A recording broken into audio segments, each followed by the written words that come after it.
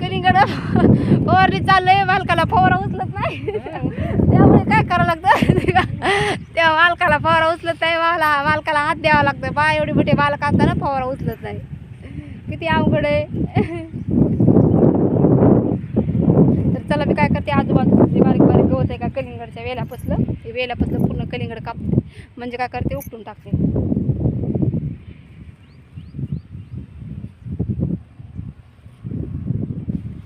आजूबाजून पूर्ण लय गवत झाले. त्या 2-2 सऱ्या मी काय करते, 2-2 सऱ्याने ते म्हणजे काय होईल, म्हणजे लक्षात राहते. जी सरी घेतली का ती सरी लक्षात राहते. पूर्ण एकदा जर गवत उपटेल हे आजूबाजूचं, मग काय होईल, म्हणजे या गवतापासून तर रोग येते, या गवतापासून तर कलिंगडाच्या वेलावर रोग येते, मोवा पडते. त्यामुळे पूर्ण वेल काकारचे आजूबाजूचं गवत पूर्ण उपटून घ्यायचे. किती आजूबाजूला गवत झाले. आता फवारणी केली तर खूप माझ्या हाताचा पण खूप वास यायला आहे. आणि बाजूला आपला वांग्याचा प्लॉट आहे, वांग्याचा प्लॉट पण तोडून टाकायचा, कारण की वांग्याचं वातावरणामुळे वांगे पण लागणं झाले. तर खूप फवारण्या केल्यात, पण खूप खर्च व्हायला, खूप खर्च केला आहे पण वांग्याला. पण वांगे पूर्ण किडकीच व्हायले तर, आणि जे बारीक माल आहे का ते माल पण गळून पडायला. त्यामुळे पूर्ण वांगे काय करायचे तर, म्हणजे वांग्याचा प्लॉट आहे का तोडून टाकायचा पूर्ण.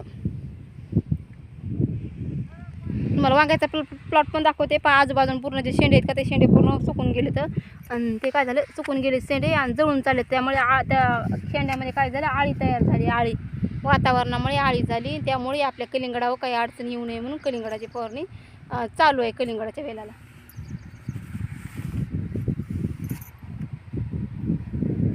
मी आजूबाजूचं गवत उपटीत चालते, मालक फवारणी करतात आणि मी आजूबाजूचं गवत उपटीत चालते. म्हणजे काय एकदाच दोन्ही कामं होतात, आहे का नाही. म्हणजे जास्त म्हणजे बायका पण लावायची आपल्या गरज पडणार नाही, कारण की बायका खूप पैसे घेतात. त्यामुळे आपणच कष्ट थोडेफार करायचे.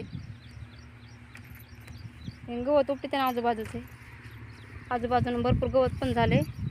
छोट्याला बारीक बारीक गवत निघाले आजूबाजूनं.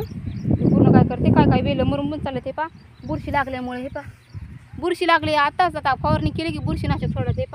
हे वेल बुरशी लागल्यामुळे पूर्ण वेल कलिंगडाचा वेल आहे का पूर्ण जळून गेला आहे. आता लगेच म्हणजे फवारणी झाली की जस्टमध्ये हे करावं लागतं.